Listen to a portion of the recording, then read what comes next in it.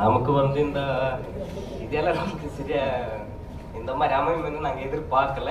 இந்த மாதிரி இந்த அமைஞ்சதுக்கு நமக்கு எல்லாத்துக்குமே நம்ம 2 யானை குட்டி, இந்த கார்த்திகை மேடம், இதெல்லாம் நமக்கு அவங்க இது பண்ணது தான். அதுக்கு அவங்களுக்கு தான் நான் மெயினாக நன்றி சொல்லணும். கார்த்திகை மேடமுக்கு 2 யானை குட்டி நாங்கள் வளர்த்தி பெருசு பண்ணி ஒரு டாக்குமெண்ட் எடுத்து இந்த மாதிரி வெளியே வந்ததுக்கு இந்த காட்டு நாயக்கனுக்கு சந்தோஷமா இருக்கு. I am a cartoon icon, I am a protector of the forest, and I feel immense pride that the stories of my babies have been put in front of the world. And I want to thank Kartiki madam for actually bringing my story and the story of my children to the entire world.